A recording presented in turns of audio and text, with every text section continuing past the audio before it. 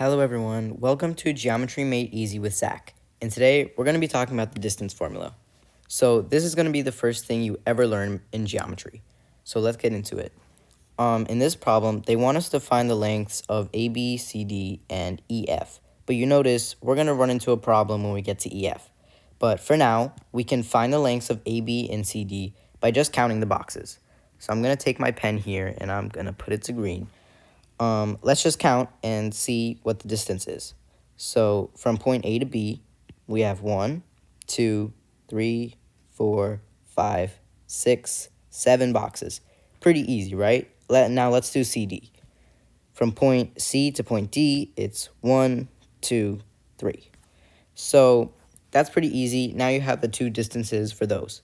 So that's already line AB and line CD knocked out. But when we get to EF now, we can't really count the boxes because it's not going from point E to this point right here. It's kind of actually going under it. So we can't just count like this. It doesn't really work. So we're going to have to employ something else to be able to find the length of EF. Let's go to the next page here, and let's look at the distance formula.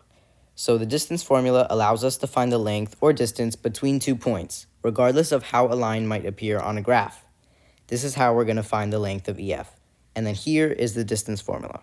I'll read it out to you. So it's going to be radical x2 minus x1 squared plus y2 minus y1 squared. Let's get the coordinates of point E and point F first, so we can plug them into the formula later. So let's go back. And let's just look quickly. So to find the coordinates of point E, we're going to go find the x1 first.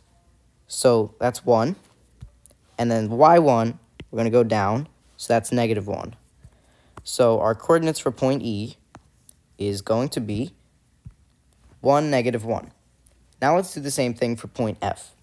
So we're going to count 1, 2, 3, 4. X value is 4. 1, 2, 3, 4, 5. Y value is 5.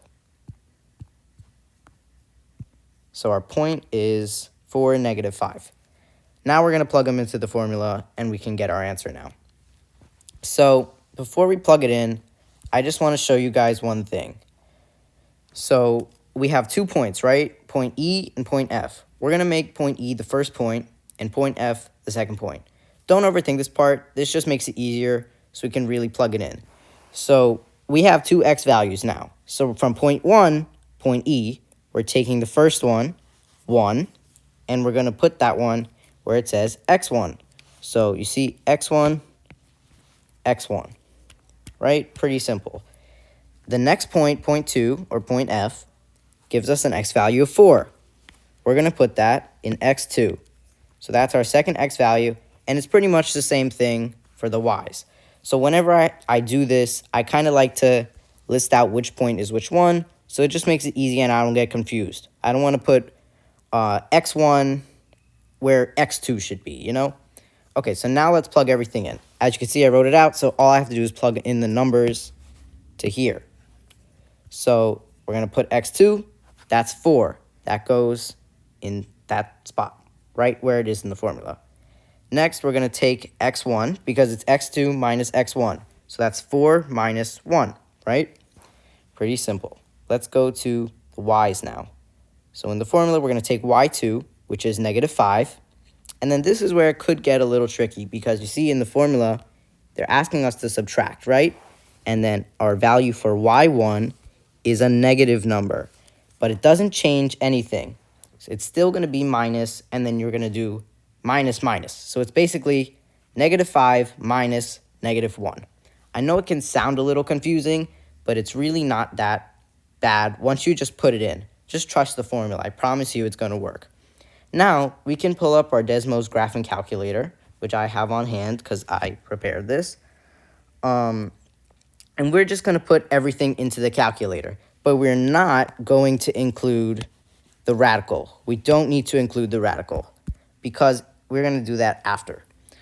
So just put this into Desmos like I did, and then it'll give us this number 25.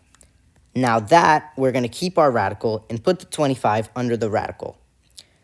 I'm going to make another video on putting stuff in simplest radical form, but that's basically what this is.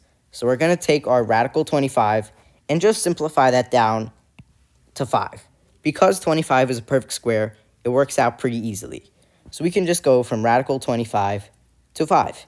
So the distance of line EF is 5 units. There you go. Now you guys know how to use the distance formula. I really hope this helped, and consider subscribing if it did. See you guys in the next one.